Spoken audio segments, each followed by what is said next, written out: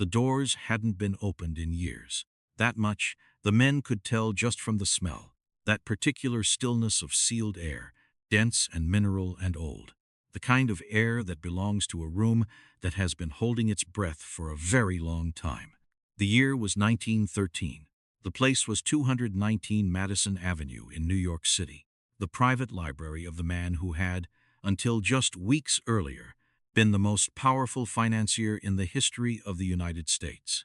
J. Pierpont Morgan was dead, and what waited inside his vault, cataloged, itemized, and then very quietly managed by a small circle of executors, lawyers, and trustees, would take years to fully surface. Some of it never did. The first men to see the contents of that vault were not historians. They were lawyers and accountants working for the Morgan estate, men who had signed agreements, men who understood that certain things were not for public consumption. What they found was not simply a collection of securities and financial instruments. What they found was a portrait of power, so concentrated, so deliberately hidden from public view. When pieces of it finally reached the light, they were dismissed, minimized, and quietly buried beneath the official narrative of a generous man who loved art and books. We are going to go inside that vault. We are going to go through what was there, what it meant, and why the people who benefited from Morgan's legacy worked very hard to make sure you would never fully understand it. Start with a single detail, a ledger. Specifically, the ledger that Morgan's chief archivist described to a small number of confidants as containing holdings that did not match any publicly filed document. Holdings in institutions, holdings in railroads, holdings in banks, relationships between entities that were, on paper, competitors. That ledger was reviewed. It was noted. And then, it disappeared into a process of legal organization from which it never publicly emerged. Ask yourself this question before we go any further. If that ledger contained nothing remarkable, why was it the first thing the lawyers secured? The answer is the entire story. J. Pierpont Morgan died on March 31, 1913, in Rome, Italy, at the Grand Hotel at the age of 75. He had been traveling through Egypt and Europe, during which he purchased antiquities, manuscripts, and art objects with a velocity that stunned even the dealers who supplied him. When news of his death reached New York, the stock market paused. Traders at the time openly described it as the feeling of a gravitational center being removed. Andrew Carnegie, when he heard, reportedly said that Morgan was the one man who could have stepped in to stop the panic of 1907. And he had, in fact, done exactly that. That is the public Morgan. The Morgan of the textbooks. The private Morgan is a different figure. The vault at 219 Madison Avenue. The private library he had commissioned from architect Charles McKim, completed in 1906, is one of the most secure and deliberately private structures a private citizen had ever built in New York. The library was constructed from blocks of pink Tennessee marble fitted together without mortar, a technique borrowed from the Erechtheion in Athens. McKim had the blocks so precisely cut that a penknife could not be inserted between them. The vault inside had walls lined with Doria marble and a ceiling painted in the Italian Renaissance manner. It was a beautiful room. It was also functionally a fortress. When Morgan's son, J.P. Morgan, Jr., known as Jack, took control of the estate, the first challenge was not grief. It was logistics. The scale of what Pierpont Morgan had accumulated across 7 decades of uninterrupted financial activity was, to put it plainly, staggering and not entirely legible. The Pujo Committee, a congressional subcommittee, had spent the year prior to Morgan's death investigating the concentration of money and credit in American financial markets.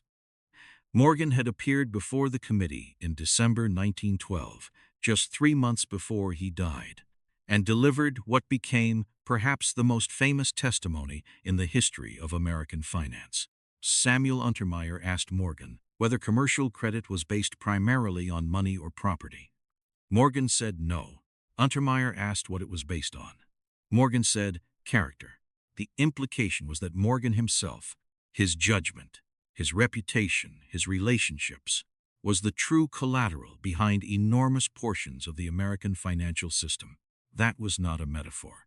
It was a structural description, and it meant that when he died, what was inside that vault was not merely personal property. It was the architecture of an invisible system. The contents of Morgan's estate were eventually filed in probate in New York, and the numbers that emerged were surprising, not for their size, but for their apparent modesty. Morgan's estate was valued at approximately $80 million. Press it until you place it against what Morgan actually controlled. John D. Rockefeller, upon hearing the reported figure, is said to have responded with a single sentence. He said that Morgan was not, after all, a rich man. That sentence is, depending on how you interpret it, either a mild insult from one plutocrat to another's memory, or a precise observation about the difference between personal wealth and institutional power. The Pujo Committee had identified a network of men who together held 341 directorships in 112 corporations with combined resources of more than $22 billion. This was the money trust. Morgan's vault, his library, his papers. These were the physical record of how that system actually functioned, not the public record, the working record. The first framework is favored by academic financial historians, that Morgan was a brilliant but essentially conventional financier whose influence was the product of expertise, timing, and relationship building. Under this reading, the vault contained what you would expect: financial documents, personal correspondence, legal instruments, all complicated by scale but not by any sinister design. The Morgan Library now presents J.P. Morgan to the public as a patron of culture and a stabilizing force in American finance, implicitly endorsing this framework through its institutional presentation. Here is what that explanation does not address: why specific categories of documentation related to the Pujo Committee's investigation are either absent from the archive or exist only in edited, summarized form. It does not address researchers who, working in the Morgan Library collections in the decades after the estate was settled, have noted structural gaps in the correspondence record during periods of maximum financial activity. It does not address what happened to documents Morgan's own staff, described as having been sorted and removed from the library in the weeks immediately following his death, before the formal estate process began. The absence of a record is not nothing. In a collection this deliberately maintained, in a library built by a man who cared so intensely about the preservation of manuscripts, the absence of a record is a choice. Someone made it. If the documentation of Morgan's business relationships was entirely innocuous, why does the gap in the archive correspond almost precisely to the period under investigation by Congress? We know the library contained extensive private correspondence with the heads of major American railroads, including correspondence with E. H. Harriman during the period of the Northern Securities controversy. We know it contained documentation related to Morgan's role in the 1895 gold crisis, during which he effectively lent the United States Treasury enough gold to prevent the collapse of the Federal Gold Reserve. We know it contained documentation related to the formation of U.S. Steel in 1901, the largest corporate merger in world history at the time, transferring nearly 60% of American steel production into a single entity organized by Morgan. Each of those files represented not merely financial history, but the operating instructions of a private power structure that functioned in parallel to, and sometimes in direct tension with, the elected government of the United States. The decisions they made, which documents to preserve in original form, which to summarize, which to remove into private family custody, were not bureaucratic decisions. They were political ones. Whenever a figure of extreme concentrated private power dies, a figure who has operated across the boundary between private finance and public governance, what follows is a version of the same sequence. The papers are secured. Access is controlled. The official accounting is released and accepted. and the working documents disappear or become accessible only in curated, pre-digested form generations later. The Vanderbilt Papers went through a similar process. The Rockefeller Archive was organized by the Rockefeller family's own institutional machinery before any independent scholar touched it. The Carnegie Papers tell a version of Carnegie that Carnegie himself designed. These are not conspiracies in the dramatic sense. They are something more mundane and more durable. The systematic exercise of institutional memory control by families with the resources and structural incentive to do it well. Morgan's estate was simply the most concentrated version of a standard practice. But here is why Morgan's case is different.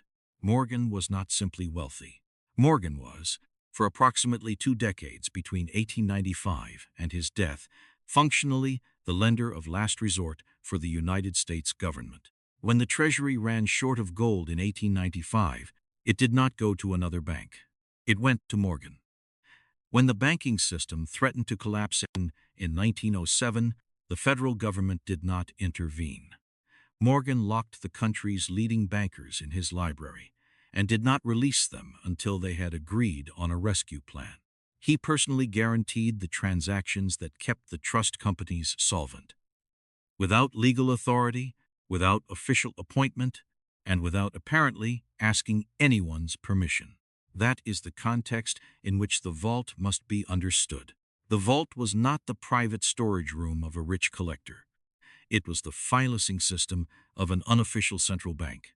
The Federal Reserve Act was signed into law on December 23, 1913, less than 9 months after Morgan died. The creation of the Federal Reserve was, in substantial part, a response to the situation that Morgan's career had exposed. The intolerable dependence of the American financial system on the judgment of a single private individual. If the document Morgan's vault had been fully disclosed, the political climate around the Federal Reserve debate would have been very different.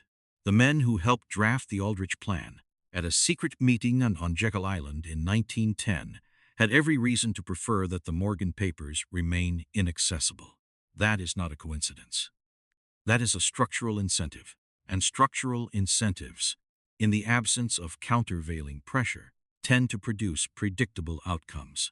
Come back to the pink Tennessee marble walls, precisely fitted without mortar. Come back to the Renaissance ceiling and the Doria marble and the sealed air that smelled of old paper. Morgan did not simply hire a contractor to build him a safe. He commissioned one of the finest architects in America to construct a room that was, in every detail, an argument about the permanence and legitimacy of private power. The choice of marble fitted without mortar, a technique borrowed from ancient Athens, was a statement. It said, "This is built to last. This belongs to the same tradition as the most durable structures civilization has produced." Morgan understood that power is not simply held. It is stored. It is curated. It is physically housed in rooms designed to outlast the people who built them.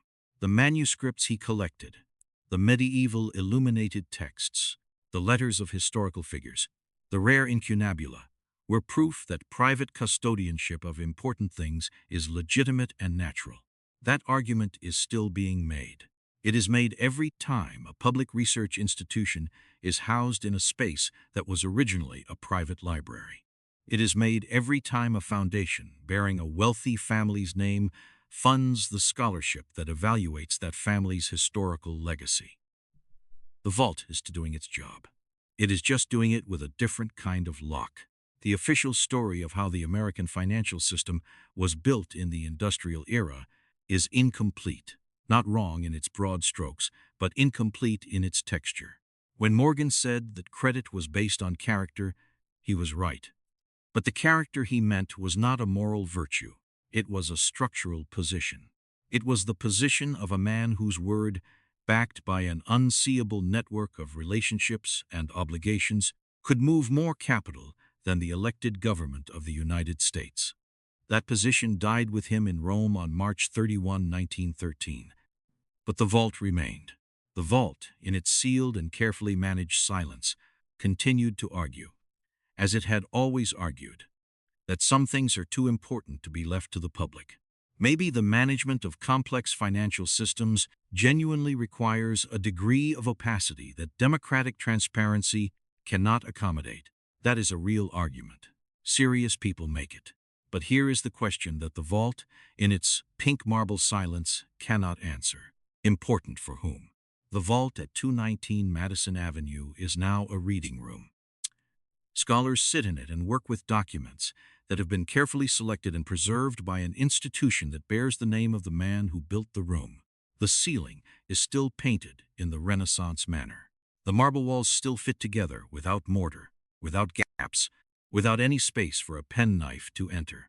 Morgan has been dead for more than a century. The system he built, not U.S.